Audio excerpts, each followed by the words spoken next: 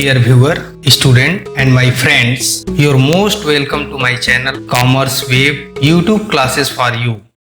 Hello students, in this video tutorial we are going to discuss an important term related to income tax, name is residence and tax liability, निवास स्थान एवं कर दायित्व। Students, हमने पिछली videos में introduction of income tax and important terms related to income tax को cover किया था। उन वीडियोज को अगर आपने नहीं देखा है तो उसका लिंक इस वीडियो के डिस्क्रिप्शन बॉक्स में आपको मिल जाएगा।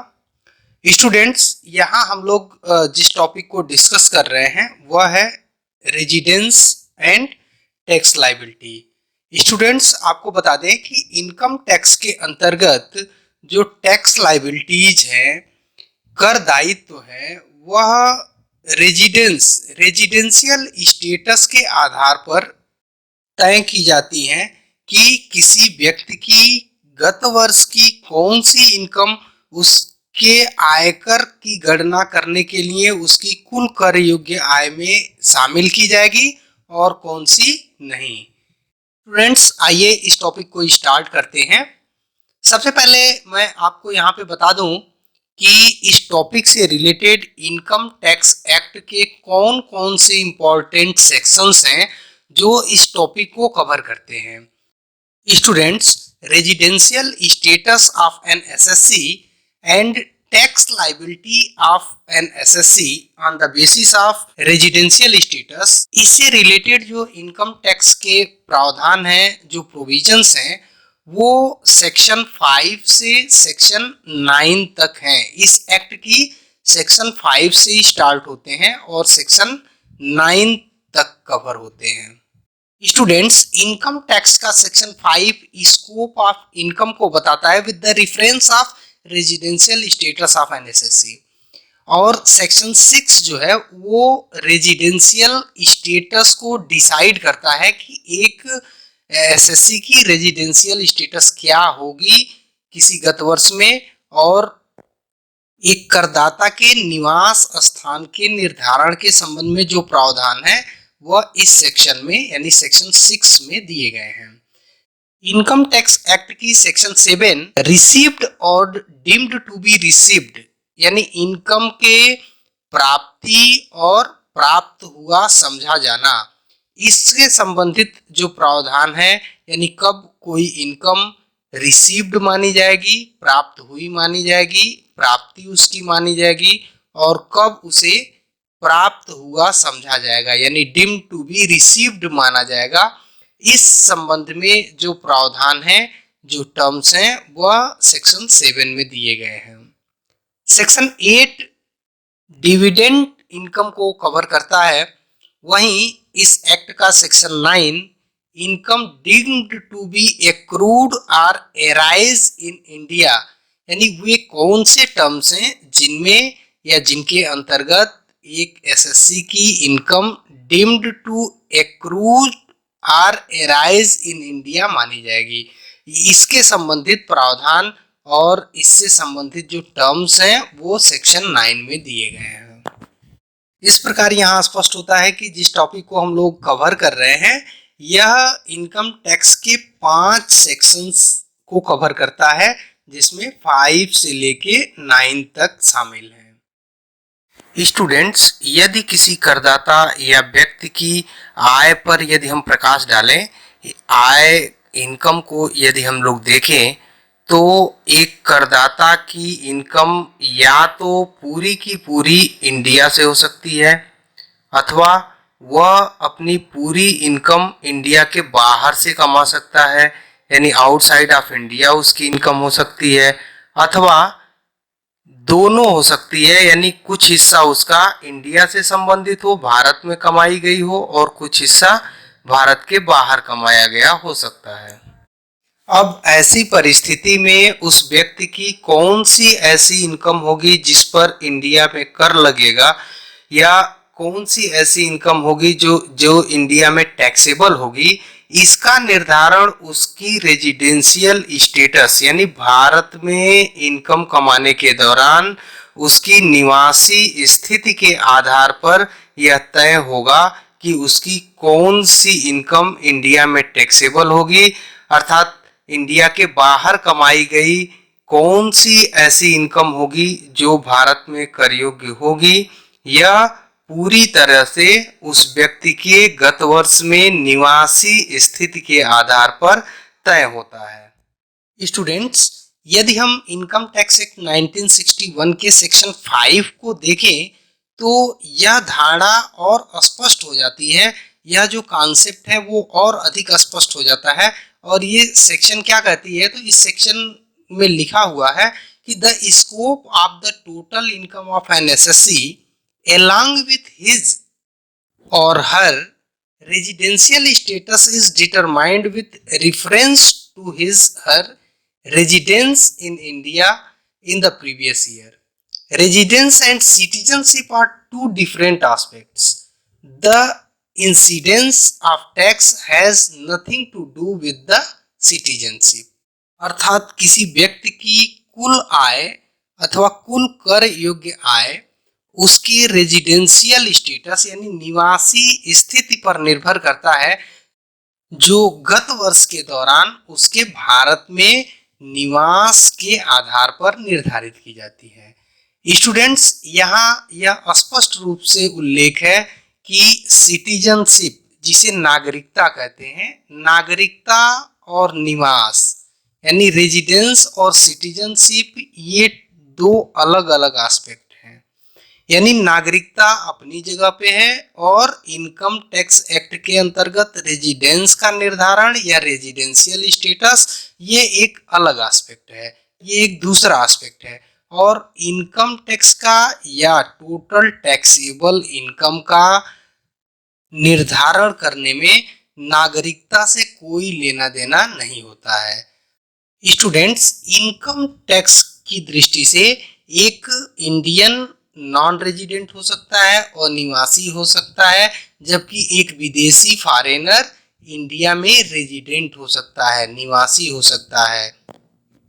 एक व्यक्ति की निवासी स्थिति वर्ष दर वर्ष बदलती रहती है, बदल सकती है। यानी इनकम टैक्स के अंतर्गत जो रेजिडेंशियल स्टेटस है वह किसी व्यक्ति की ईयर बाई ईयर बदल सकती है, लेकिन नागरिकता अलग एक टर्म है, सिटीजनशिप अलग टर्म है। एक बार सिटीजनशिप यदि इंडिया की हो गई तो वह हमेशा कंटिन्यू करती है जब तक कोई विड्रॉ न करे, वापस न करे। तो यहाँ पर एक व्यक्ति की जो नागरिकता है वह हमेशा कांस्टेंट होती है, हमेशा स्थिर होती है, जबकि इनकम टैक्स की दृष्टि से जिस रेजिडेंशियल स्टेटस की हम लोग बात कर रहे हैं वह ईयर बाई ईयर चेंज हो सकती है। वह भारत में उस व्यक्ति के रहने के दिनों के आधार पर तय किया जाता है, जिसको हम लोग अभी आगे समझेंगे। Students, type of residential status की यदि हम बात करें तो types of residential status depend on persons, और पर्सन्स की डिफिनीशन हम लोगों ने पिछली वीडियोस में कवर किया था, वहां से आप देख सकते हैं, जिसमें individual, firm, HUF, association of person, body of individual, company, artificial person, judicial person etcetera को हम लोगों ने देखा था। यहाँ पर रेजिडेंशियल स्टेटस डिफरेंट पर्सन, यानी जैसे व्यक्ति की बात करें, एचयूएफ की बात करें, फर्म की बात करें और कंपनी की बात करें या अदर जो पर्सन हैं उनकी बात करें, तो यहाँ type of residential status person to person vary करता है। तो इसलिए आइए हम लोग सबसे पहले बात करते हैं type of residential status of an individual.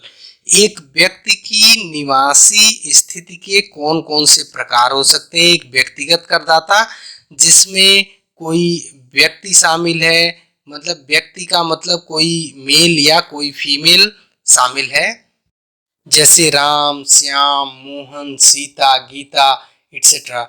और यह type of residential status of an individual section 6 income tax act की सेक्शन 6 में दिया हुआ है। यहाँ टाइप ऑफ रेजिडेंस की यदि बात करें, इंडिविजुअल के टाइप ऑफ रेजिडेंस की बात करें, तो यहाँ पर रेजिडेंशियल स्टेटस सबसे पहले दो प्रकार में विभाजित है, जिसमें पहला है रेजिडेंट और दूसरा है non resident. Resident means who fulfils any one basic condition, यानी वह व्यक्ति जो इनकम टैक्स एक्ट के प्रोविजंस के अंतर्गत बेसिक कंडीशंस दी गई हैं, कुछ कंडीशंस दी गई हैं, उन कंडीशंस को यदि वो फुलफिल करता है।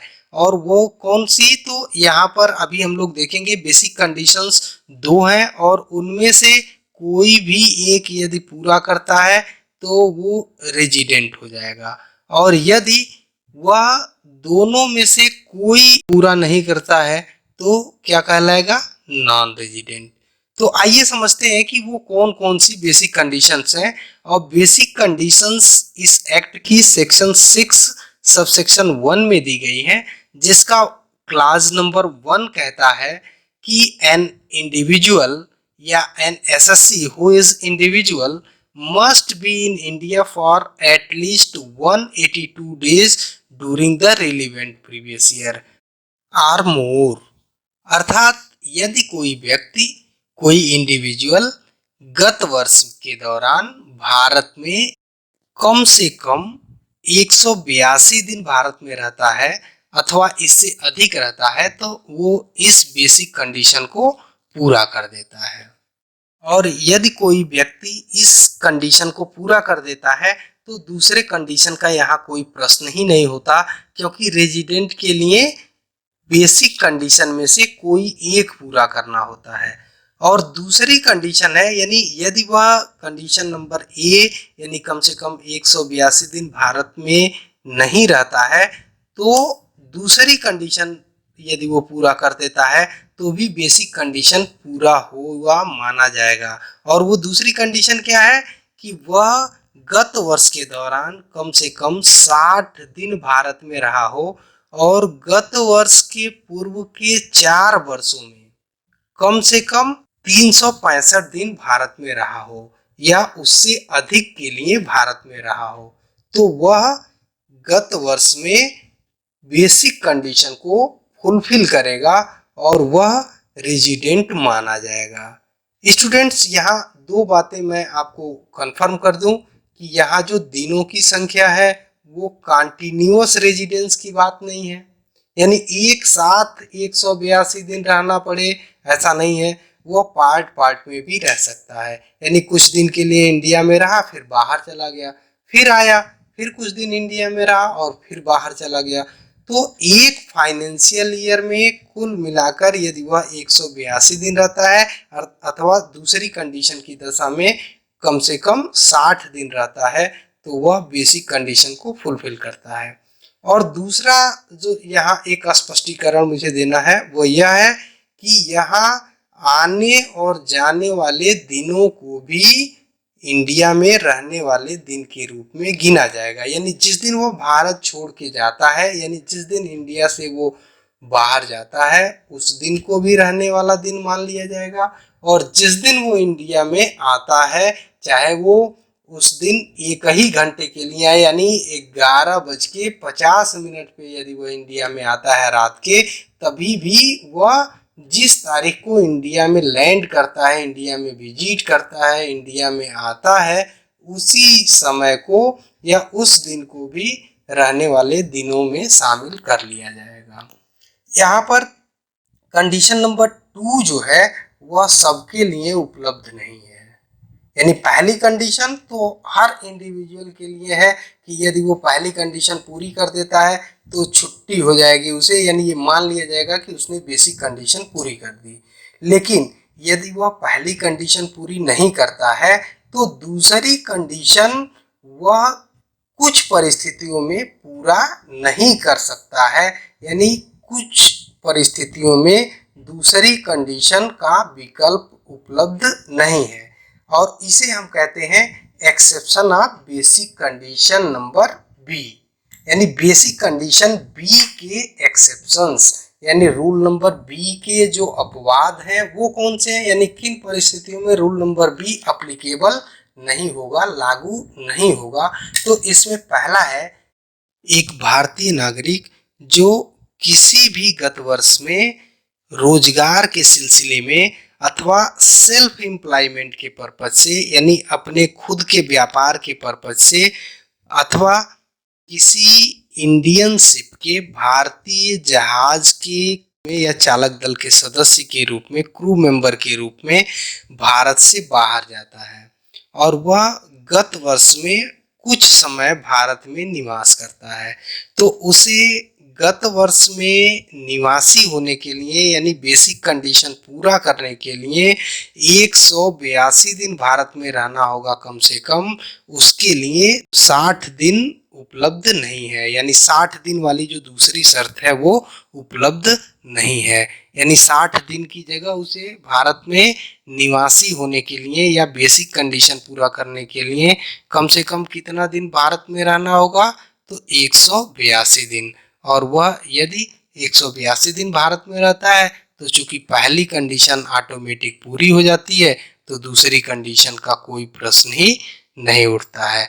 और इस प्रकार के मेंबर्स जो अभी हम लोगों ने बात करी, यानी वह भारतीय नागरिक होना चाहिए और साथ ही साथ वह एम्प्लॉयमेंट के पर्पज से या खुद के रोजगार के पर्पज से भारत से बाहर जाता है, अथवा वह किसी भारतीय जहाज के चालक दल के सदस्य के रूप में किसी गत वर्ष में भारत के बाहर जाता है, तो उसके लिए दूसरी कंडीशन बेसिक कंडीशन की उपलब्ध नहीं होगी। अथवा दूसरा कि एक भारतीय नागरिक अथवा एक भारतीय मूल का कोई व्यक्ति जो फॉरेनर हो, विदेशी हो, लेकिन वह भारतीय ओरिजिन का हो, इंडियन ओरिजिन हो, यानी भारतीय मूल का हो।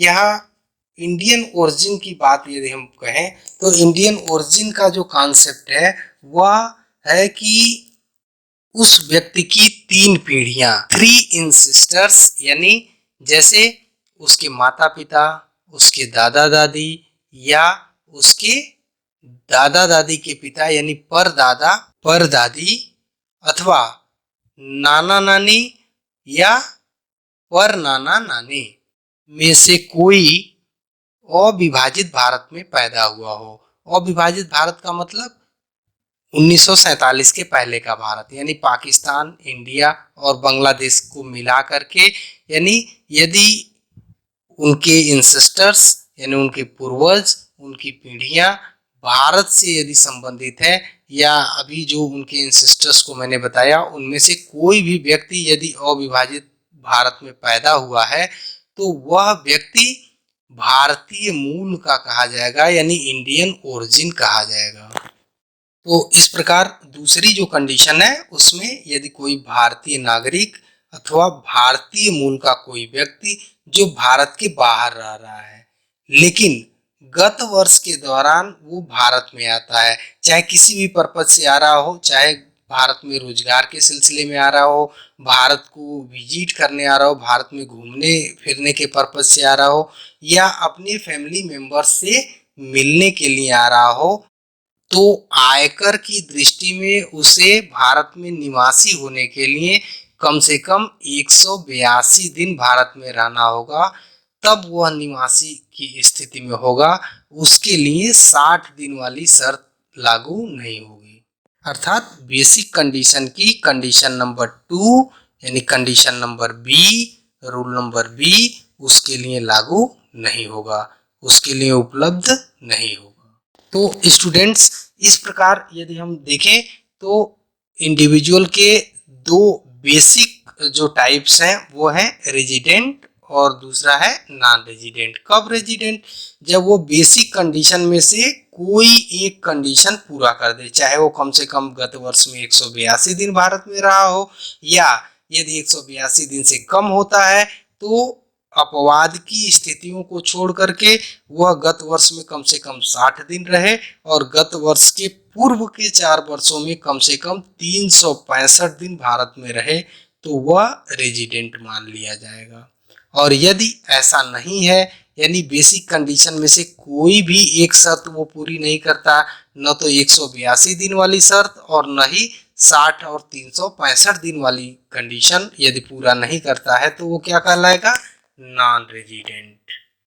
स्टूडेंट्स, रेजिडेंशियल स्टेटस की दृष्टि से यदि बात करें तो रेजिडेंट पर्सन के दो टाइप्स होंगे। एक है आर्डिनरी रेजिडेंट यानी साधारण निवासी, और साधारण निवासी वो कब होगा? वह व्यक्ति जो एडिशनल कंडीशन यानी इनकम टैक्स एक्ट के अंतर्गत बेसिक कंडीशन के बाद, बेसिक कंडीशन के अतिरिक्त दी हुई अतिरिक्त दोनों शर्तों को यदि पूरा कर देता है, यानी who fulfils both additional condition along with any one basic condition, यानी बेसिक कंडीशन तो वो पूरा करना ही करना है। यानी ऑर्डिनरी रेजिडेंट को बेसिक कंडीशन इसलिए पूरा करना है कि जब वो बेसिक कंडीशन पूरा करेगा तो रेजिडेंट होगा, और एक रेजिडेंट ही ऑर्डिनरी रेजिडेंट हो सकता है। तो इसलिए ऑर्डिनरी रेजिडेंट की प्राइमरी क्वालिफिकेशन क्या होगी कि उसे बेसिक कंडीशन में से कोई ना कोई एक बेसिक कंडीशन पूरा करना ही होगा, और यदि वो बेसिक कंडीशन में से कोई एक कंडीशन पूरा कर दे और साथ ही एडिशनल कंडीशन जो अभी हम लोग देखेंगे, एडिशनल कंडीशन में से दोनों कंडीशन को एक साथ यदि पूरा कर दे तो वो क्या कहलाएगा? Ordinary resident.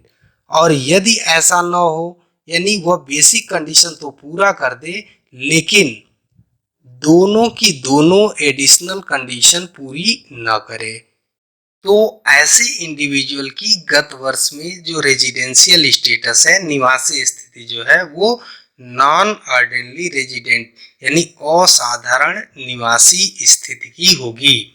स्टूडेंट्स, यहाँ जो एडिशनल कंडीशंस की बात है वो additional conditions income tax act की सेक्शन 6 सब सेक्शन 6 के पार्ट ए में दी गई है, और इसमें दो कंडीशंस हैं, जिसमें से पहली कंडीशन है कि an individual either he or C has been resident in India in at least 2 out of the 10 previous preceding year of the relevant previous year। अर्थात यदि कोई इंडिविजुअल, कोई व्यक्ति गत वर्ष के पूर्व के यानी प्रीवियस ईयर के पहले के 10 प्रीवियस ईयर में, यानी प्रीवियस ईयर को छोड़ दें, प्रीवियस ईयर के पहले के कंटिन्यूअस 10 प्रीसीडिंग जो प्रीवियस ईयर्स हैं, पहले के जो 10 गत वर्ष हैं, उन 10 गत वर्षों में कम से कम 2 वर्ष यानी 2 बार वह निवासी के रूप में भारत में रहा हो। और निवासी के रूप में रहने का मतलब कि उसने बेसिक कंडीशन में से कोई एक कंडीशन पूरी कर दी हो। और यहाँ पर 2 वर्ष निवासी के रूप में रहने का अभिप्राय यहाँ कंटिन्यूअस 2 ईयर का नहीं है, वह चाहे 10 सालों में से किन्हीं 2 सालों में 2 बार वह रेजिडेंट के रूप में यदि रहा है या उससे अधिक रेजिडेंट के रूप में रहा है, तब भी वो पहली एडिशनल कंडीशन को फुलफिल करेगा, पहली एडिशनल कंडीशन को वो पूरा कर लिया मान लिया जाएगा। और इसके साथ ही उसे दूसरी कंडीशन भी पूरी करनी पड़ेगी, क्योंकि यहाँ एडिशनल कंडीशन में बेसिक कंडीशन वाली स्थिति नहीं है और नहीं है, यहाँ क्या है? एंड है, यानी दोनों कंडीशन एक साथ पूरी करनी पड़ेगी। चाहे पहली पूरी कर दे या दूसरी पूरी कर दे तो एडिशनल कंडीशन पूरी हुई नहीं मानी जाएगी। यहाँ जब भी एडिशनल कंडीशन को फुलफिल करेगा तो मतलब पहली को भी पूरा करना पड़ेगा और दूसरी को भी पूरा करना पड़ेगा। तो आइए देखें दूसरी एडिशनल कंडीशन क्या कहती है। तो यह कहती है कि an individual he or she has been in India for at least 730 days in all during the 7 preceding the relevant previous year, यानी preceding previous year of the relevant previous year means कि यदि कोई व्यक्ति, कोई करदाता, कोई individual गत वर्ष के पूर्व के 7 वर्षों में, यानी गत वर्ष को छोड़ दें और गत वर्ष के पहले के कंटिन्यूअस 7 गत वर्षों में कुल मिलाकर के कम से कम 730 दिन यदि भारत में रहता है। यहाँ भी दिनों की गणना में वही शर्त लागू है कि यहाँ भी दिनों की गणना जो है कंटिन्यूअस जरूरी नहीं है, पार्ट पार्ट में भी हो सकती है और आने और जाने वाले दिनों को भी भारत में रहने वाले दिनों के रूप में गिना जाएगा। तो यदि कोई व्यक्ति, कोई करदाता, कोई व्यक्तिगत करदाता गत वर्ष के पहले के 7 गत वर्ष में कम से कम 730 दिन भारत में रहता है तो वह दूसरी कंडीशन को पूरा कर देता है। अब इस प्रकार यदि हम लोग देखें तो इंडिविजुअल की 3 स्थितियां बनी, एक व्यक्तिगत करदाता की 3 स्थितियां बनी, यानी या तो वह ऑर्डिनरी रेजिडेंट होगा, या तो वह नॉन ऑर्डिनरी रेजिडेंट होगा, और या तो वह नॉन रेजिडेंट होगा। यानी जैसे ही वो रेजिडेंट होता है तो रेजिडेंट की चूंकि 2 कैटेगरी है तो एक रेजिडेंट पर्सन या तो ऑर्डिनरी रेजिडेंट डिक्लेयर होगा या नॉन ऑर्डिनरी रेजिडेंट डिक्लेयर होगा। और यदि वह रेजिडेंट नहीं है तो ऑलरेडी हम लोगों ने देख लिया है कि वो नॉन रेजिडेंट होगा। और अब इसको थोड़ा हम लोग यदि कंक्लूड करें, इसको एक बार समराइज करें तो कह सकते हैं कि वो ऑर्डिनरी रेजिडेंट कब होगा, जबकि वह बेसिक कंडीशन में से कोई एक कंडीशन पूरा कर दे। यानी बेसिक कंडीशन में से केवल एक ही कंडीशन पूरी करने की जरूरत होती है, और यदि दोनों ही कर दे तो और अच्छी बात है, लेकिन उसका कोई यहाँ पर फर्क नहीं पड़ता है। और इसके साथ साथ दोनों एडिशनल कंडीशन को यदि वो पूरा कर देता है तो ऑर्डिनरी रेजिडेंट, अर्थात बेसिक कंडीशन में से कोई एक पूरा करे और दोनों एडिशनल कंडीशन पूरा कर दे तो क्या हो जाएगा, ऑर्डिनरी रेजिडेंट। जबकि यदि नॉन ऑर्डिनरी रेजिडेंट की बात करें तो वह व्यक्ति जो बेसिक कंडीशन में से कोई एक कंडीशन तो पूरा कर देता है, लेकिन एडिशनल कंडीशन में से दोनों कंडीशन को एक साथ पूरा नहीं करता तो वह नॉन ऑर्डिनरी रेजिडेंट कहलाएगा। और तीसरा नॉन रेजिडेंट कब होगा, कि जब उसने बेसिक कंडीशन में से कोई भी एक कंडीशन यदि पूरी नहीं की तो वो क्या कहलाएगा, नॉन रेजिडेंट। और जब कोई करदाता, जब कोई इंडिविजुअल, जब कोई व्यक्तिगत करदाता नॉन रेजिडेंट हो जाता है तो उसके लिए एडिशनल कंडीशन का कोई प्रश्न ही नहीं उठता है, उसके लिए एडिशनल कंडीशंस, अतिरिक्त शर्तें महत्वहीन हो जाती हैं। तो स्टूडेंट्स, इस प्रकार हम लोगों ने type of residential status of an individuals को समझा। स्टूडेंट्स, आइए अब दूसरे प्रकार के पर्सन, दूसरे प्रकार के व्यक्ति की बात करते हैं, और वह है HUF, हिंदू अनडिवाइडेड फैमिली, यानी residential status Hindu undivided family की यदि हम देखें, इसके टाइप्स की यदि हम बात करें तो यहाँ पर जो टाइप्स है वो एन इंडिविजुअल, एक व्यक्तिगत करदाता की ही तरह है। यानी यहाँ पर भी HUF के लिए भी, हिंदू अनडिवाइडेड फैमिली के लिए भी निवासी स्थितियाँ 3 प्रकार की होती हैं। पहला ऑर्डिनरी रेजिडेंट, दूसरा नॉन ऑर्डिनरी रेजिडेंट और तीसरा नॉन रेजिडेंट। एक हिंदू अविभाजित परिवार कब ऑर्डिनरी रेजिडेंट होगा, तो यदि उस परिवार का मैनेजमेंट एंड कंट्रोल पार्टली या फुल्ली, यानी पूरी तरीके से या अल्प मात्रा में भी भारत में रहा हो। दूसरा, और इसके साथ ही साथ उस परिवार का कर्ता, फैमिली का जो मालिक है, उसका कर्ता धर्ता जो है वह यदि निवासी स्थिति की दोनों आधार शर्तें पूरी कर दे तो वह परिवार, वह हिंदू अविभाजित परिवार आयकर की दृष्टि से क्या होगा, ऑर्डिनरी रेजिडेंट। यहाँ मैनेजमेंट और कंट्रोल की यदि हम बात करें तो अब बात करेंगे, कहेंगे कि हिंदू अविभाजित परिवार का कोई ऑफिस तो होता नहीं है। यानी मैनेजमेंट और कंट्रोल का यहाँ कॉन्सेप्ट है कि यदि परिवार से संबंधित नीतिगत निर्णय लेने का स्थान भारत में है तो वह परिवार रेजिडेंट होगा, और साथ ही साथ यदि उसका कर्ता एडिशनल कंडीशन में से दोनों कंडीशंस को पूरा करता है। और एडिशनल कंडीशन को एक बार फिर मैं यहाँ रिवाइज कर दूँ तो एडिशनल कंडीशन क्या कहती है कि गत वर्ष के पूर्व के 10 वर्षों में कम से कम 2 वर्ष वह निवासी की रूप में रहा हो। निवासी का मतलब रेजिडेंट रहा हो, ऑर्डिनरी रेजिडेंट नहीं, वो रेजिडेंट के रूप में रहा हो।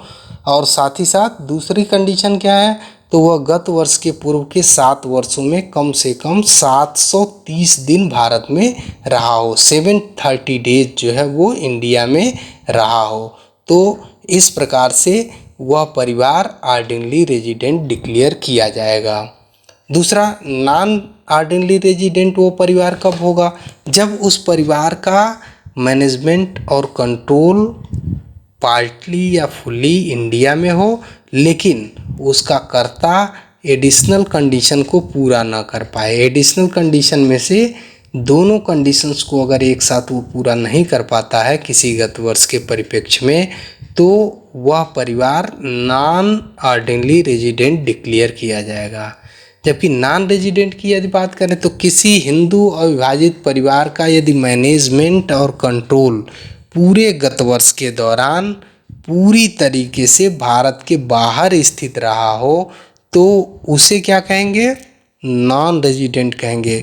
और इस स्थिति में एडिशनल कंडीशंस का प्रश्न ही नहीं उठता, एडिशनल कंडीशन यहाँ पर भी अप्लाई नहीं होंगी। तो समराइज वे में यदि हम देखें तो HUF की 3 स्थिति हुई: ordinary resident, non ordinary resident और नॉन रेजिडेंट।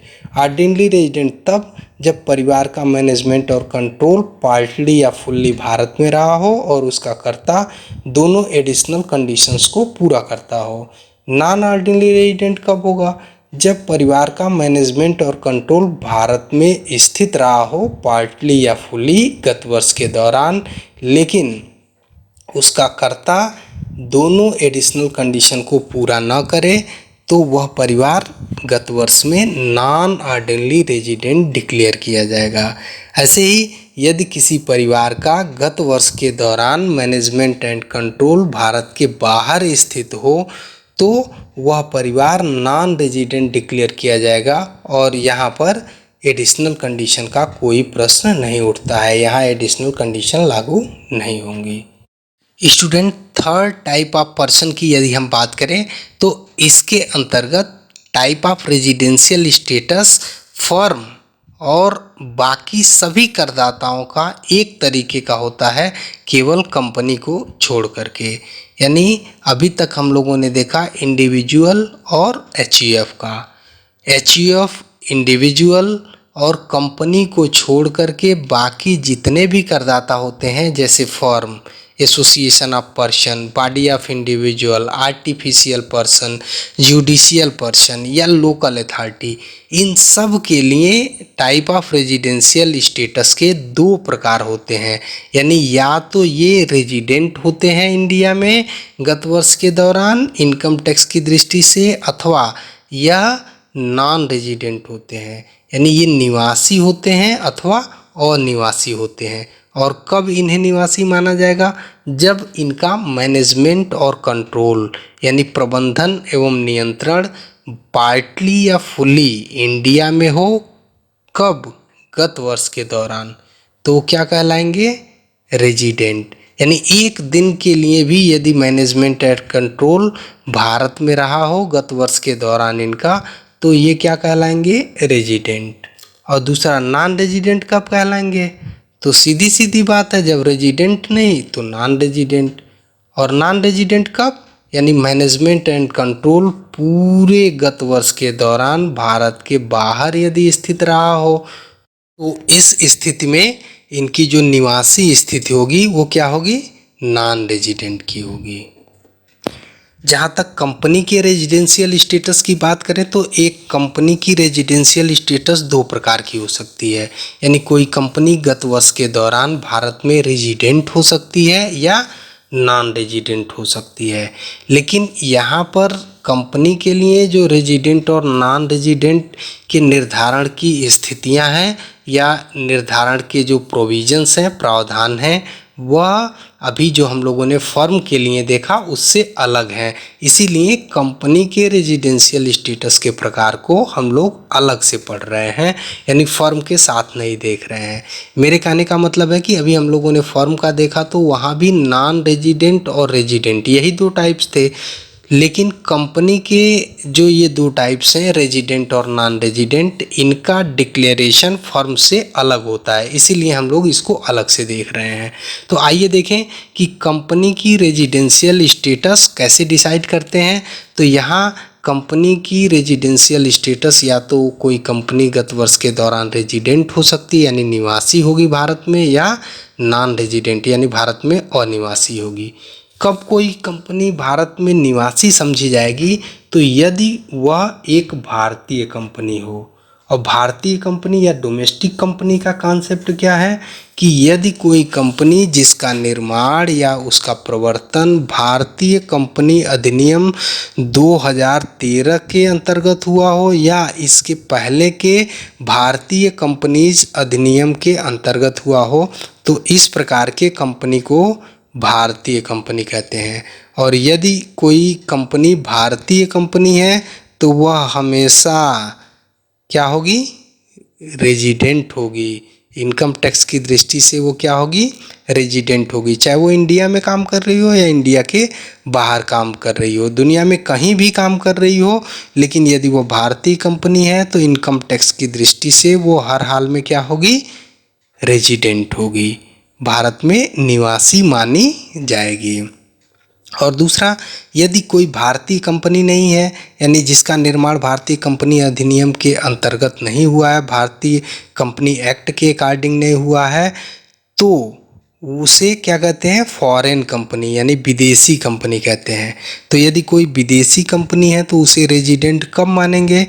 तब मानेंगे जब उसका मैनेजमेंट या कंट्रोल भारत में पार्टली या फुल्ली गत वर्ष के दौरान रहा हो, तो उस कंपनी को यानी इस प्रकार की कंपनी को क्या कहेंगे?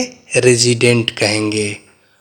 अगर नॉन रेजिडेंट की बात करें तो अभी हमने कहा कि इंडियन कंपनी तो हमेशा ही रेजिडेंट ही होगी, तो नॉन रेजिडेंट कौन होगी? तो नॉन रेजिडेंट केवल कौन हो सकती है? फॉरेन कंपनी हो सकती है।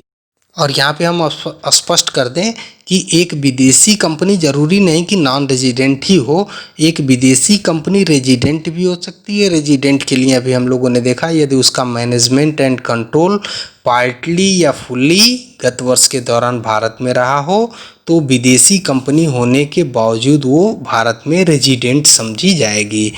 वहीं यदि कोई विदेशी company, foreigner company, non Indian company जिसका मैनेजमेंट और कंट्रोल पूरी तरीके से गत वर्ष के दौरान भारत के बाहर रहा हो, उसे इनकम टैक्स की दृष्टि से नॉन रेजिडेंट कंपनी माना जाएगा। तो इस प्रकार स्टूडेंट्स हम लोगों ने residential status of an assessee यानी एक करदाता, चाहे वह एक व्यक्ति हो, चाहे वह एक हिंदू अविभाजित परिवार हो, एसोसिएशन ऑफ पर्सन हो, बॉडी ऑफ इंडिविजुअल हो, फर्म हो, कोऑपरेटिव सोसाइटी हो, कंपनी हो, जुडिशियल पर्सन हो, आर्टिफिशियल पर्सन हो या लोकल बॉडी हो, इन सबको हमने रेजिडेंशियल स्टेटस को समझने के लिए कवर किया। स्टूडेंट्स, किसी करदाता की कर योग्य आय की गणना अथवा उसके कर दायित्व की गणना उसके गत वर्ष के निवासी स्थिति के आधार के साथ साथ उसकी आय कमाने के स्थान या आय के प्राप्त करने के स्थान या आय के उपार्जित होने के स्थान एवं समय के आधार पर निर्धारित किया जाता है। अर्थात जब किसी व्यक्ति की कर योग्य आय की गणना की जाती है यानी टैक्सेबल इनकम का असेसमेंट किया जाता है या उसके टैक्सेबल लायबिलिटी की गणना की जाती है, तो उसके निवास स्थान के साथ साथ उसकी जो इनकम है या रिलेटेड जो इनकम है, अर्निंग्स है, वह कहाँ पर अर्न की गई हैं यानी कहाँ पे कमाई गई हैं, कब अर्न की गई हैं अर्थात कब कमाई गई हैं, अथवा कहाँ पर प्राप्त की गई है, कहाँ रिसीप्ट उसका है और कहाँ पर वो एक्रूड हुई हैं, कहाँ पे वो उपार्जित हुई हैं, इसके आधार पर उसके आय को उसकी टैक्सेबल इनकम यानी कुल कर योग्य आय में शामिल करने का प्रश्न उठता है। स्टूडेंट्स, इस प्रकार हम लोग समझने की कोशिश करते हैं कि एक व्यक्ति की रेजिडेंशियल स्टेटस के आधार पर, निवासी स्थिति के आधार पर उसकी कौन कौन सी आय भारत में कर योग्य होगी। यहाँ पर निवासी स्थिति की बात हमने करी तो वहां पे हमने देखा कि एक व्यक्तिगत करदाता की 3 निवासी स्थितियां हो सकती हैं, जबकि कंपनी और फर्म की 2 निवासी स्थितियां हो सकती हैं। यानी कंपनी और फर्म जो है या अन्य व्यक्ति एचयूएफ और इंडिविजुअल को छोड़ करके उनकी निवासी स्थिति 2 प्रकार की होती है, रेजिडेंट और नॉन रेजिडेंट। तो जिनकी निवासी स्थिति के केवल 2 प्रकार हैं वह आर्डिनली रेजिडेंट की तरह समझे जाते हैं। यानी रेजिडेंट का मतलब आर्डिनली रेजिडेंट, जिनके लिए निवासी स्थिति के केवल 2 प्रकार हैं। तो आइए सबसे पहले हम लोग समझते हैं कि एक आर्डिनली रेजिडेंट या रेजिडेंट यानी कोई करदाता यदि साधारण निवासी है अथवा निवासी है तो उसकी कौन कौन सी आय भारत में कर योग्य होगी। स्टूडेंट्स, एक साधारण निवासी अथवा निवासी की वह सभी आय जो भारत में प्राप्त हुई हो या भारत में प्राप्त हुई समझी जाए गत वर्ष के दौरान, चाहे उसकी प्राप्ति उस व्यक्ति के द्वारा हो अथवा उसके स्थान पर उसके प्रतिनिधि के द्वारा या किसी अन्य व्यक्ति के द्वारा प्राप्त हो, उसकी ओर से प्राप्त किया जाए, चाहे वह इनकम कहीं भी कमाई हो। यानी दुनिया में किसी भी जगह से कमाई हुई इनकम यदि भारत में प्राप्त हुई हो या भारत में प्राप्त हुई समझी जाए गत वर्ष के दौरान, तो वह इनकम साधारण निवासी के लिए कर योग्य आय में शामिल की जाएगी। स्टूडेंट्स, यहाँ इनकम रिसीव्ड इन इंडिया यानी भारत में प्राप्त हुई आय का जो कॉन्सेप्ट है, इसमें रिसीव्ड का अभिप्राय समझना बड़ा आवश्यक है। रिसीव्ड का मतलब यानी प्राप्त होने का मतलब फर्स्ट रिसीव्ड है, यानी उस व्यक्ति को वह इनकम जब पहली बार प्राप्त हुई हो तो वह कहाँ पे प्राप्त हुई है, अर्थात वह भारत में प्राप्त हुई है या भारत के बाहर प्राप्त हुई है। अब यहाँ पर यदि कोई विदेशी व्यक्ति है या विदेश में काम करने वाला कोई व्यक्ति है जो विदेश में कोई आय अर्जित करता है, कमाता है, और वह विदेश में ही उसे प्राप्त करता है और उसे ले करके भारत में आता है या अपने भारत में स्थित परिवार के पास यदि वह भेजता है, तो इस प्रकार की भारत में प्राप्ति नहीं समझी जाएगी या इंडिया में रिसीव नहीं समझी जाएगी, क्योंकि उस इनकम को सबसे पहले कहाँ प्राप्त किया गया है, तो सबसे पहले उस इनकम को भारत के बाहर प्राप्त किया गया है और वहां से इसको भारत भेजा गया है। तो यहाँ रेमिटेंस यानी पैसे का ट्रांसफर या भारत में पैसे को यदि भेजा जाता है तो वह फर्स्ट रिसीव्ड नहीं माना जाएगा और उसे हम रिसीव्ड इन इंडिया नहीं कहेंगे। तो इस प्रकार यहाँ क्लियर है कि रिसीव्ड इन इंडिया का कॉन्सेप्ट केवल यह है कि वह आय चाहे दुनिया में कहीं भी कमाई गई हो या भारत में कमाई गई हो, लेकिन उसकी फर्स्ट रिसीव पहली प्राप्ति यदि भारत में है, पहली प्राप्ति का स्थान यदि भारत में है, तो वह आय भारत में प्राप्त हुई समझी जाएगी, वह आय भारत में प्राप्त हुई मानी जाएगी। स्टूडेंट्स, जहां तक deemed to be received in India का प्रश्न है तो इसका उल्लेख इनकम टैक्स एक्ट की सेक्शन 7 में किया गया है। इसके अनुसार डीम्ड टू बी रिसीव्ड यानी भारत में प्राप्त हुई समझी जाने वाली आय, इसका क्या अभिप्राय है, तो deemed to be received means that the income has not been actually received but it is deemed to be received under the income tax act. अर्थात प्राप्त हुई समझी जाने वाली आय वास्तव में करदाता को नगद रूप में प्राप्त तो नहीं होती है, लेकिन आयकर अधिनियमों के अंतर्गत उसे प्राप्त हुआ समझा जाता है, यानी करदाता को प्राप्त हुआ मान लिया जाता है, करदाता को प्राप्त हुआ समझा जाता है। उदाहरण के लिए यहाँ पर एक टर्म है प्रोविडेंट फंड, भविष्य निधि। स्टूडेंट्स जो सैलरीड पर्सन होते हैं, वेतन कमाने वाले लोग होते हैं, वेतन भोगी लोग होते हैं, यह उनसे संबंधित टर्म है। यह एक फंड होता है जिसमें एम्प्लाई अपने वेतन का एक हिस्सा जमा करता है और एम्प्लॉयर भी उसमें कुछ अमाउंट अपने तरफ से कंट्रीब्यूट करता है। अब एम्प्लॉयर जो हिस्सा जमा करता है वह हिस्सा वास्तव में एम्प्लॉय के हाथ में तो प्राप्त नहीं होता है, क्योंकि वह वेतन का एक हिस्सा एम्प्लॉय के प्रोविडेंट फंड में सीधे जमा कर देता है। तो इस प्रकार से वह इनकम एम्प्लॉय को नगद रूप में तो प्राप्त नहीं होती है, लेकिन अल्टीमेटली उसका लाभ किसे मिलने वाला है? अंतोगत्वा जब प्रोविडेंट फंड से उसकी प्राप्ति होगी तो किसे मिलेगी? एम्प्लॉय को मिलेगी। उसका बेनिफिशियल ऑनर कौन होगा? तो बेनिफिशियल ऑनर होगा एम्प्लॉय।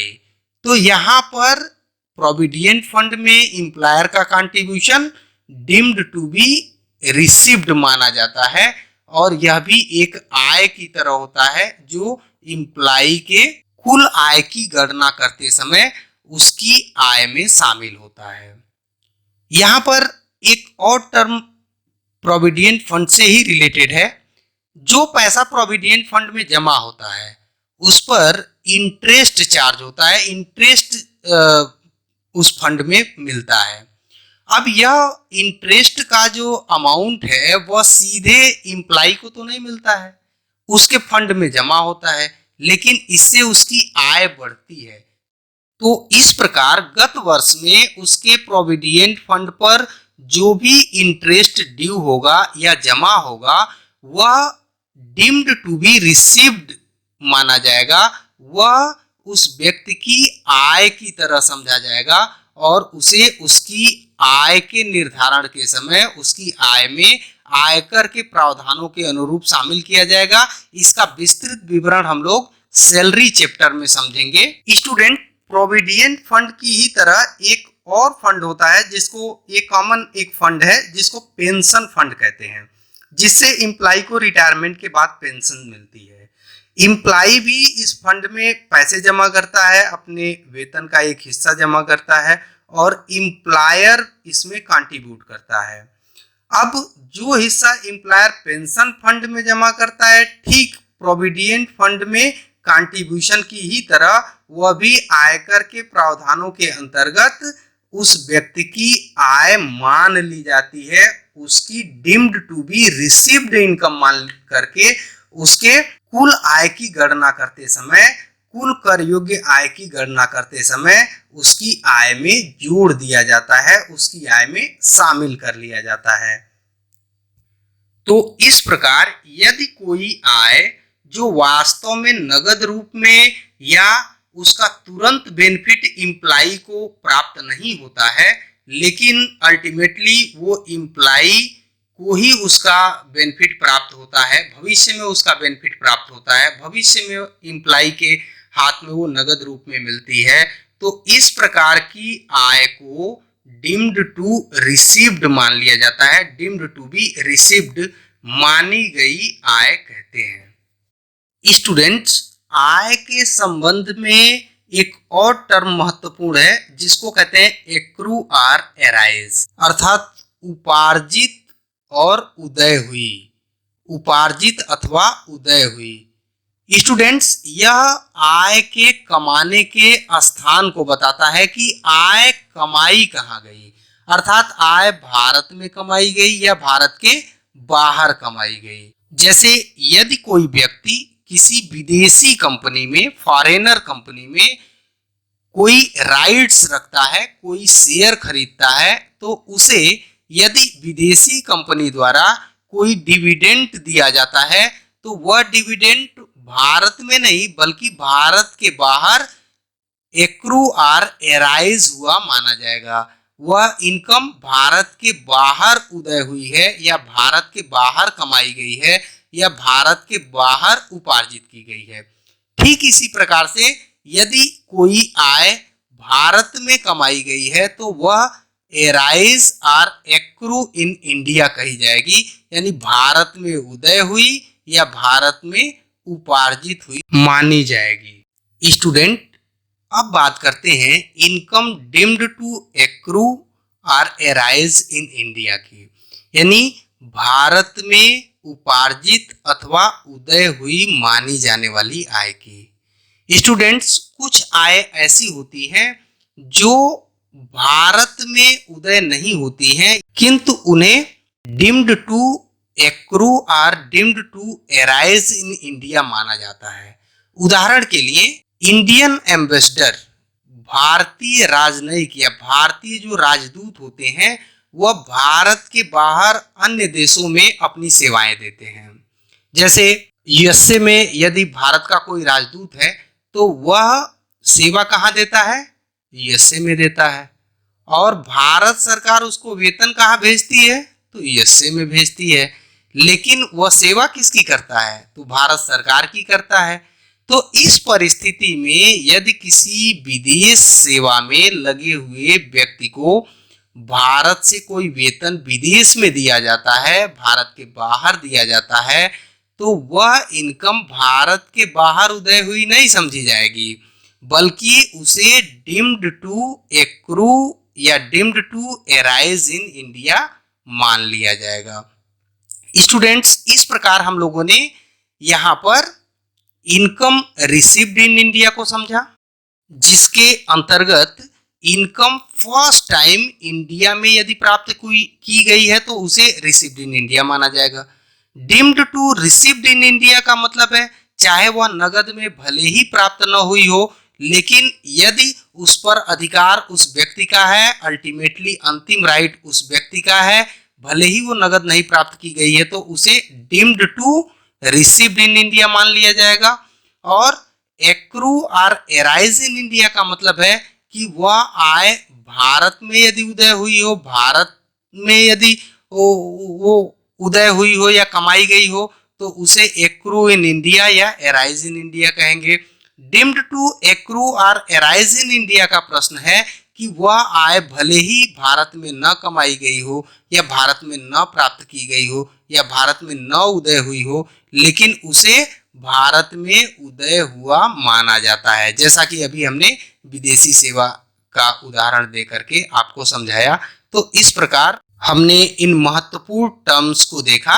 आगे जब हम लोग समझेंगे तो ये टर्म्स वहां पर इंपॉर्टेंट होंगे, और साथ ही साथ आप विद्यार्थियों से अपेक्षा की जाती है कि जब भी आप इनकम टैक्स से संबंधित कोई प्रश्न हल करते हो या हल कर रहे हो, तो बहुत ध्यान से आपको यह देखना पड़ेगा कि इनकम के रिसीव करने का स्थान कहाँ है या कहाँ पर उस इनकम को रिसीव हुआ माना गया है, और इनकम कहाँ एराइज हुई है, कहाँ एक्रू हुई है, और कहाँ उसे एक्रू और एराइज हुआ माना जाएगा। क्योंकि इन्हीं महत्वपूर्ण टर्म्स के आधार पर यह निर्धारित किया जाता है कि वह किसी व्यक्ति की कुल आय में शामिल होगी आय अथवा नहीं।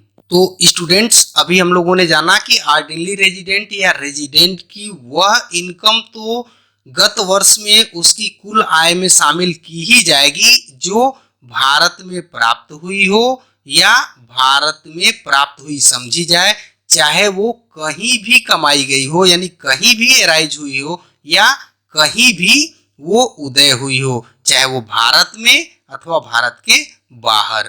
अथवा ऑर्डिनरी रेजिडेंट या रेजिडेंट की वह इनकम जो भारत में एक्रू हुई हो या भारत में एराइज हुई हो, अथवा भारत में एक्रू या एराइज मानी जाए, भले ही वह दुनिया में कहीं भी प्राप्त हुई हो या दुनिया में कहीं भी प्राप्त हुई समझी जाए, वह आय भी ऑर्डिनरी रेजिडेंट की कुल आय निकालते समय, कुल आय की गणना करते समय शामिल की जाएगी।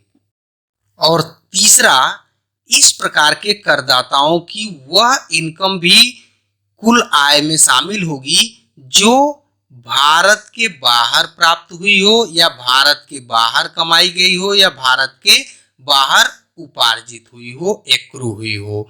अर्थात ऑर्डिनरी रेजिडेंट की दुनिया भर में कहीं से भी कमाई हुई आय, कहीं पर भी प्राप्त की गई आय, भारत में कर योग्य होगी। अर्थात यदि कोई व्यक्ति रेजिडेंट है और उसकी एक मकान संपत्ति जापान में है, अब उस जापान में स्थित मकान का भाड़ा कहाँ पे एक्रू होगा, तो बर्ड ऑब्वियसली कि वो जापान में एक्रू होगा। प्राप्त कहाँ होगा, मान लीजिए उसके प्रतिनिधि के द्वारा या जापान में उसके खाते में जमा होती है। तो यदि गत वर्ष में उस व्यक्ति की निवासी स्थिति ऑर्डिनरी रेजिडेंट की है या रेजिडेंट की है, तो जापान के मकान संपत्ति की आय भी उस व्यक्ति की आय में शामिल किया जाएगा और उस आय पर भी उसे भारत में कर देना होगा। इस प्रकार से यदि हम ओवरऑल कहें तो ऑर्डिनरी रेजिडेंट या रेजिडेंट वह व्यक्ति होता है जिसकी दुनिया भर में कहीं से भी कमाई गई आय पर भारत में कर लगाया जाता है, चाहे वह भारत में आय कमाई गई हो या भारत के बाहर कमाई गई हो, भारत में प्राप्त हुई हो या भारत के बाहर प्राप्त हुई हो। स्टूडेंट्स, अब यदि बात करें नॉन ऑर्डिनरी रेजिडेंट या नॉट ऑर्डिनरी रेजिडेंट की, असाधारण निवासी की, स्टूडेंट्स यहाँ मैं आपको स्पष्ट कर दूं कि यह प्रकार केवल और केवल किसका हो सकता है, या तो एक व्यक्तिगत करदाता का हो सकता है, इंडिविजुअल एसएससी का हो सकता है या एचयूएफ का हो सकता है। इसके अतिरिक्त कोई भी यदि व्यक्ति है तो उसकी यह स्थिति नहीं होती है, यानी नॉट ऑर्डिनरी रेजिडेंट की स्थिति केवल और केवल एक व्यक्ति और एचयूएफ की होती है। इसको हम लोगों ने पहले देख लिया है। तो आइए देखें कि एक नॉट ऑर्डिनरी रेजिडेंट की कौन सी इनकम पर भारत में कर लगाया जाता है और उसकी कौन सी इनकम भारत में कर योग्य आय के रूप में उसकी कुल आय में शामिल की जाती है। तो यहाँ पर पहला जो है वह एज इट इज आप देखें तो ऑर्डिनरी रेजिडेंट की तरह है, यानी यदि कोई इनकम जो भारत में प्राप्त हुई हो या भारत में प्राप्त हुई समझी जाए गत वर्ष के दौरान, चाहे उसके द्वारा प्राप्त की गई हो या उसकी ओर से कोई अन्य व्यक्ति प्राप्त करता है, चाहे वह इनकम दुनिया में कहीं भी एक्रू हुई हो और कहीं भी एराइज हुई हो, उसे नॉट ऑर्डिनरी रेजिडेंट की कुल आय में शामिल किया जाएगा और उस पर भारत में कर निर्धारण की प्रक्रिया की जाएगी। दूसरा, यदि ऑर्डिनरी रेजिडेंट की ऐसी इनकम जो भारत में एक्रू हुई हो या भारत में राइज हुई हो या भारत में डीम्ड टू एक्रू हो या डीम्ड टू एराइज हो गत वर्ष के दौरान, चाहे वह दुनिया में कहीं भी रिसीव की गई हो, कहीं भी प्राप्त की गई हो, उस पर कर कहाँ लगाया जाएगा, तो भारत में लगाया जाएगा और उसे नॉट ऑर्डिनरी रेजिडेंट की कुल कर योग्य आय में शामिल किया जाएगा। और तीसरी स्थिति की यदि बात करें तो कोई भी ऐसी इनकम जो आउटसाइड ऑफ इंडिया एक्रू हुई हो या एराइज हुई हो गत वर्ष के दौरान, लेकिन वह ऐसे बिजनेस से हो, ऐसे व्यापार से हो जिसका कंट्रोल भारत से होता हो, यानी भारत में यदि उसका मैनेजमेंट और कंट्रोल है तो उसकी आय पर भारत में कर लगाया जाएगा और वह नॉट ऑर्डिनरी रेजिडेंट की इनकम में शामिल किया जाएगा। यहाँ पर एक एग्जांपल आपको बता दें कि सपोज दैट कोई एक व्यक्ति है जिसका एक रेस्टोरेंट लंदन में है, एक दुकान है, रेस्टोरेंट है, वो लंदन में है, लेकिन उसका हेडक्वार्टर या उसका जो नियंत्रण है या उसका जो मैनेजमेंट है वो इंडिया से होता है। अब जाहिर सी बात है कि यदि लंदन का रेस्टोरेंट है तो काम कहाँ करता है, लंदन में करता है, यानी भारत के बाहर काम करता है। तो उससे जो इनकम एराइज होगी, जो इनकम रेज होगी, वो कहाँ होगी, आउटसाइड ऑफ इंडिया होगी। प्राप्त कहाँ होगी, तो कोई लंदन में चाय पिएगा और इंडिया में पेमेंट तो करेगा नहीं, जाहिर सी बात है वो इंडिया के बाहर ही प्राप्त होगी, आउटसाइड ऑफ इंडिया रिसीव होगी। तो यहाँ पर इनकम एराइज कहाँ हुई, outside of India, income receive कहाँ हुई, आउटसाइड ऑफ इंडिया। लेकिन क्योंकि यदि वह बिजनेस अगर इंडिया से कंट्रोल्ड है तो नॉट ऑर्डिनरी रेजिडेंट की स्थिति में वह नॉट ऑर्डिनरी रेजिडेंट की कुल आय में, कुल कर योग्य आय में वो उसकी इनकम को शामिल किया जाएगा। स्टूडेंट्स, इस प्रकार यदि नॉन रेजिडेंट की हम बात करें और निवासियों की बात करें तो इनकी वह इनकम जो भारत में प्राप्त हुई हो यानी रिसीव्ड इन इंडिया हो, deemed to be received in India हो गत वर्ष के दौरान, चाहे उसके द्वारा प्राप्त की गई हो या उसके स्थान पर किसी और व्यक्ति के द्वारा प्राप्त की गई हो, चाहे वह दुनिया में कहीं भी कमाई गई हो, कहीं से भी एराइज हो, उसे अनिवासी के कुल आय की गणना करते समय भी शामिल किया जाएगा और उस पर उसे भारत में कर देना होगा। और दूसरा, नॉन रेजिडेंट की वह इनकम जो इंडिया में एक्रू हुई हो, एराइज हुई हो या डीम्ड टू एक्रू हुई हो या डीम्ड टू एराइज हुई हो गत वर्ष के दौरान, चाहे वह कहीं भी प्राप्त की गई हो, उस पर भी भारत में कर देना होगा तथा वह अनिवासी व्यक्ति की यानी नॉन रेजिडेंट पर्सन की इनकम मानी जाएगी और उसकी कुल आय में शामिल की जाएगी। स्टूडेंट्स, इस प्रकार यह स्पष्ट होता है कि रेजिडेंशियल स्टेटस के आधार पर किसी आय को, किसी करदाता की आय को उसकी कुल कर योग्य आय में शामिल करने के लिए जो मुख्य जो क्वालिफिकेशन है, जो मेन क्वालिफिकेशन है, वह यह है कि वह प्राप्त कहाँ हुई है यानी रिसीव्ड कहाँ हुई है, इट मीन्स इंडिया और आउटसाइड ऑफ इंडिया। एराइज कहाँ हुई है, इंडिया और आउटसाइड ऑफ इंडिया।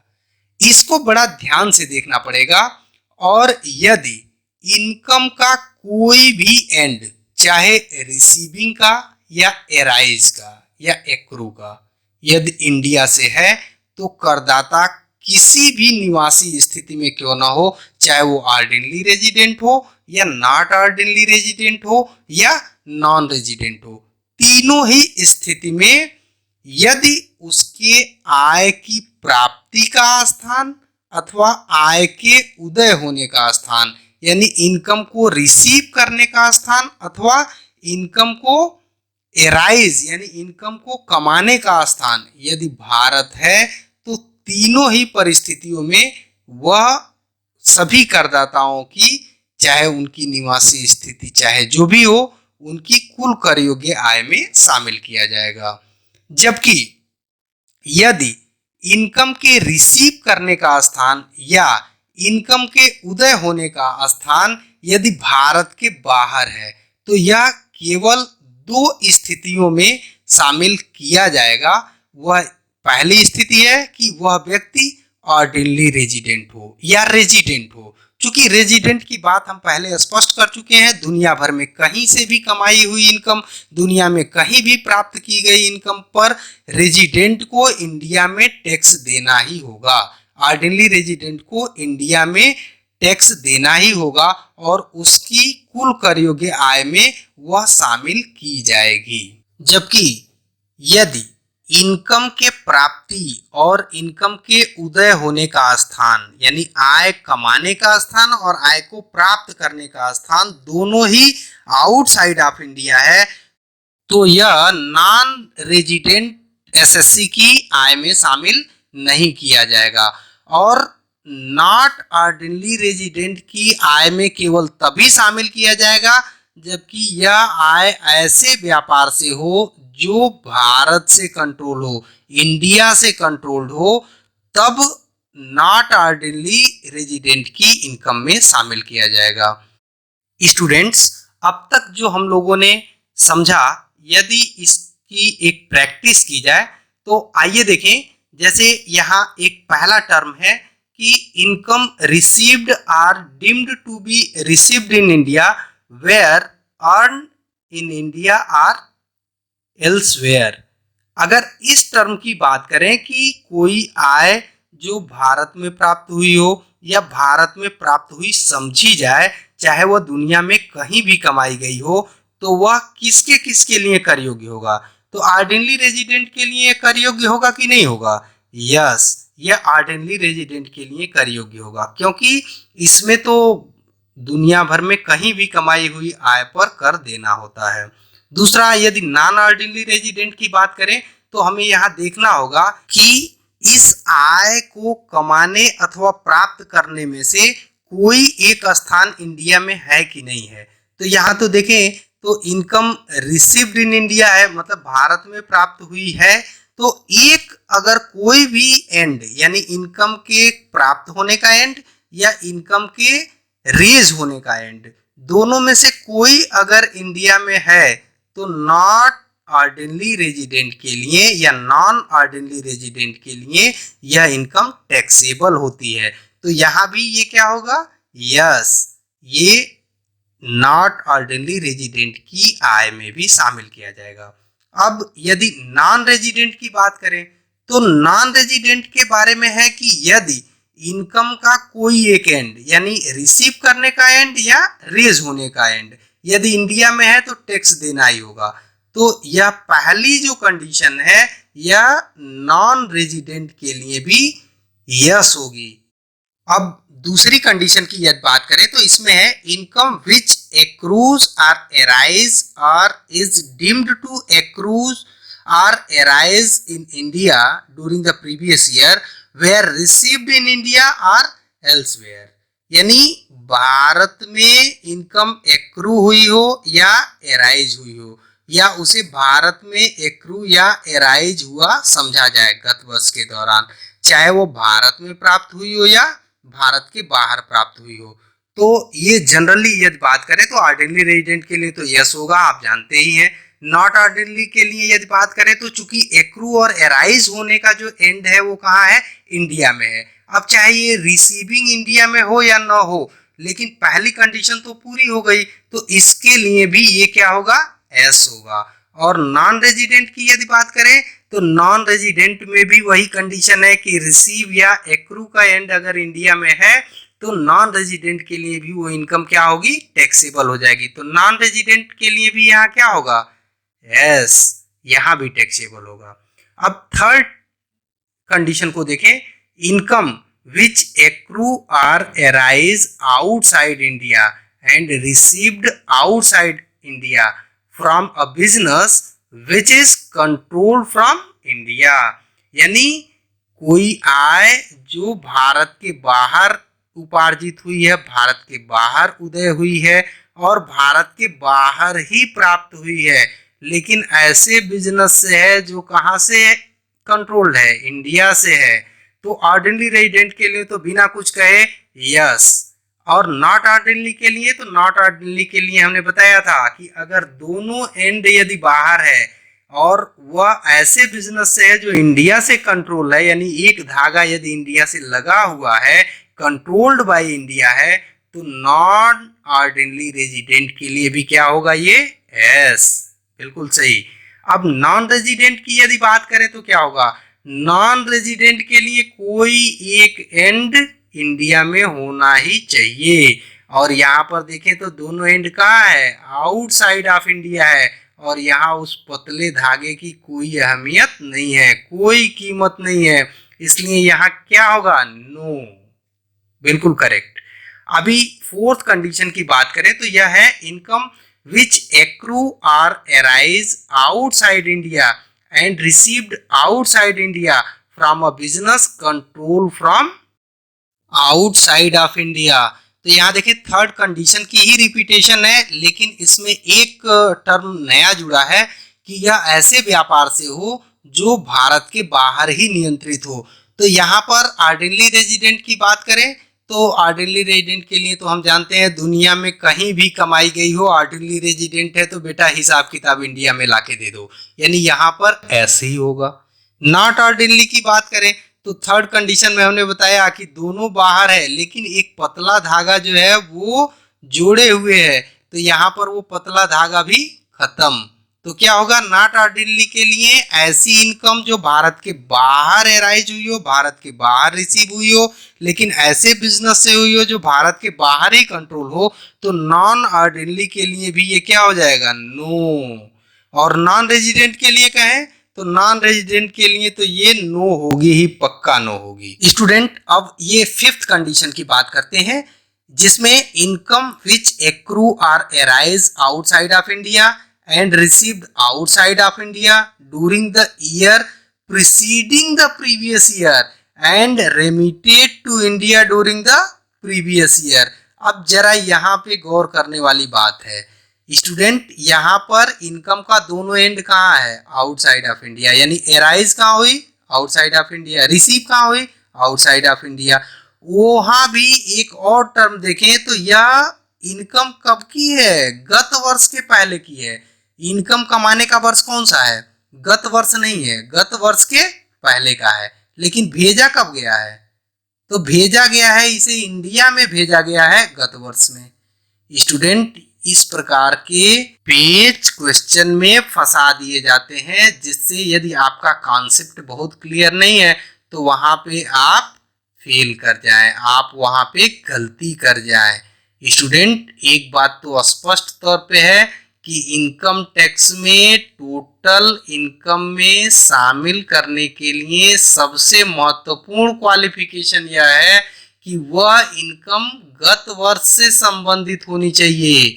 और दूसरी एक बात कि उसकी फर्स्ट रिसीविंग, तो यहाँ देखें यह दोनों ही स्थितियां क्या है, एक तो यह इनकम गत वर्ष से संबंधित नहीं है, पहले ही नो। दूसरी बात कि यह इनकम पहले कहाँ प्राप्त हुई, भारत के बाहर, और पहले जब प्राप्त हुई तो वो कौन सा समय था, गत वर्ष के पहले का समय था। तो यहाँ पर यह गत वर्ष से संबंधित है ही नहीं, तो चाहे वो ऑर्डिनरी रेजिडेंट हो, नॉन ऑर्डिनरी रेजिडेंट हो या नॉन रेजिडेंट हो, तीनों ही स्थितियों में ये क्या होगी, नो, नो और नो। तो स्टूडेंट, यह एक छोटा चैप्टर है, यह एक बड़ा आसान सा चैप्टर है, लेकिन बड़ा महत्वपूर्ण चैप्टर है, और इनकम टैक्स में इसका जो रोल है वो बहुत इम्पॉर्टेंट होने वाला है। यदि इस कॉन्सेप्ट को आप मिस करते हैं तो आगे चल कर के जब हम लोग कोई क्वेश्चन सॉल्व करेंगे तो वहाँ पे ये छोटी छोटी समस्याएं हमारा बीच फंसाएंगी, और वहाँ पर यदि हम उस समस्या का समाधान उन चैप्टर्स में ढूंढेंगे तो नहीं मिलेगा। वो कहाँ है, वो यहाँ है। तो इस प्रकार से यदि आपको रेजिडेंशियल स्टेटस यानी किसी करदाता की गत वर्ष की निवासी स्थिति क्या है, कैसे उसको निर्धारित करना है, यदि आप स्पष्ट हैं इसको लेकर के, यदि आपका कॉन्सेप्ट इसको लेकर के क्लियर है, तो पहली गलती नहीं होने वाली है।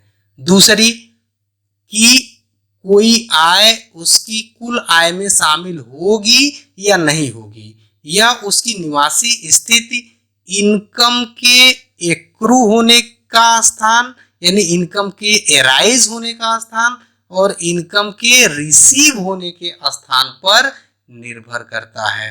और हमने आपको यहाँ पे स्पष्ट रूप से बताया कि यदि कोई भी एंड भारत में है तो वह सबके लिए कर योग्य होगी, और कोई भी एंड यदि भारत में नहीं है यानी दोनों का दोनों एंड भारत के बाहर है तो वह ऑर्डिनरी रेजिडेंट को छोड़ करके बाकी किसी की आय में शामिल नहीं किया जाएगा, सिवाय एक स्थिति के कि यदि वह ऐसे व्यापार से हुई हो जो भारत से कंट्रोल है तो वह नॉट ऑर्डिनरी रेजिडेंट की आय में शामिल किया जाएगा। धन्यवाद। आशा है कि इतने पेचीदे टर्म को हम लोगों ने बड़ा आसानी से समझ लिया, आपको ठीक से समझ में आया होगा। और यदि वीडियो अच्छा लगा तो आप लाइक करें, शेयर करें, और वीडियो को यदि हमारे YouTube चैनल पे देख रहे हैं तो इसे चैनल को सब्सक्राइब करें और वीडियो को शेयर करें, नोटिफिकेशन बेल को ऑन करें ताकि आने वाली हमारी वीडियो की नोटिफिकेशन आपको मिलती रहेंगी। और साथ ही साथ आप वीडियो के डिस्क्रिप्शन को भी देखें, वीडियो के डिस्क्रिप्शन में ढेर सारे टर्म्स हैं इससे रिलेटेड, वो दिए गए हैं। आप चाहे तो उससे ऑफलाइन में भी उसका इस्तेमाल करके आप नोट बना सकते हैं या आपके नोट बनाने में वो सहायक होगा। और दूसरा, यदि आप इस वीडियो को हमारे फेसबुक पेज पे देख रहे हैं तो पेज को लाइक करें, वीडियो को ज़्यादा से ज़्यादा शेयर करें। धन्यवाद।